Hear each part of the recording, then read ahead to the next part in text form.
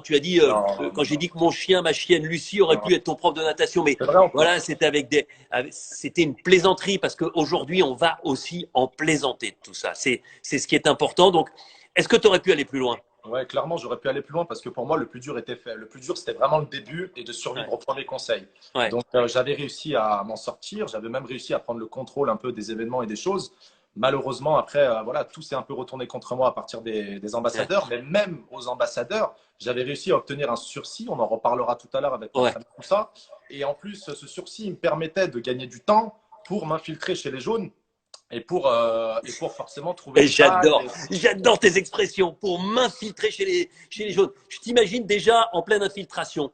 Euh, Tout ça, et ton côté stratège, ça te vient aussi de ta passion pour koh, mais Ouais, plus encore pour le koh américain qui s'appelle ouais. Survivor. Koh ça fait pratiquement 20 ans en France. Il faut imaginer qu'on est quasiment à 30 ans aux États-Unis avec 2 saisons par an, présentées par Jeff Probst. C'est une Quel accent, institution. Denis, quel accent. Mais non, mais c'est une institution. Il tourne au Fidji comme nous en ce Exactement. moment. Exactement. Et tu t'es inspiré de ce qui se passe aux États-Unis parce Ouais, que clairement. il faut le préciser, les stratèges français, ce sont des enfants de cœur à côté des stratèges américains. Tu le Clairement. confirmes? Clairement, je le confirme. Et moi, mon inspiration, clairement, elle vient de Survivor. Quand j'étais jeune, j'étais vraiment attiré par la partie sportive de koh. Et c'est ça qui est génial. Mais au fur et à mesure des années, c'est la partie stratégique qui m'a vraiment intéressé, que j'ai retrouvé surtout dans la version américaine. Dans la version américaine, c'est le même jeu au final. C'est le même Ouais. jeu. On est sur une île, on est même au même endroit, au Fidji. On doit survivre 40 jours et on doit s'éliminer les uns les autres. Mais Ouais. ce côté stratégique, ce côté social, il est beaucoup plus mis en avant, beaucoup plus respecté.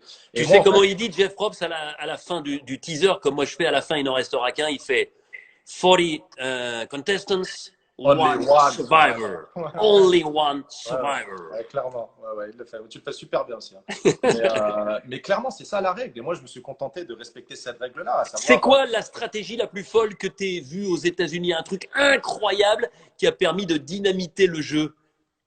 Bon, il y en a eu tellement là. Enfin, j'ai pas réfléchi à la question, mais là, comme ça, je pourrais te répondre. Ouais. Il y avait une saison qui était magnifique, qui était les héros contre les stratèges. Ouais. Une idée qui pourrait être super bien en France d'ailleurs. Et, Tu passes un message là? non, non, alors, c'est pas mon genre. Franchement, cette saison était magnifique. Et il y avait une des filles, Parvati, qui était exceptionnelle en stratégie, qui faisait Ouais. partie des méchants.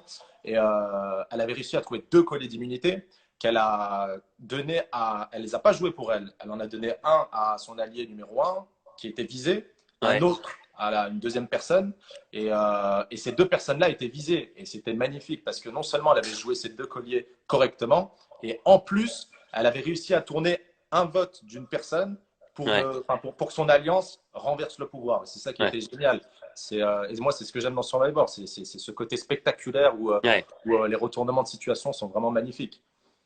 Alors, une question, moi qui m'intéresse au premier chef, c'est le rapport que tu as avec les réactions des gens passionnels, passionnés depuis le début, qui se sont un peu inversés à partir des ambassadeurs sur les réseaux sociaux. Mm. Comment tu as vécu ça?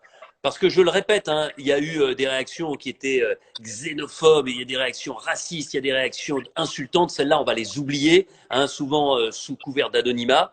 Mais globalement, notamment au moment de l'élimination de Théoura, comment tu as pu encaisser tout ce flot de réactions qui étaient finalement contre ta stratégie?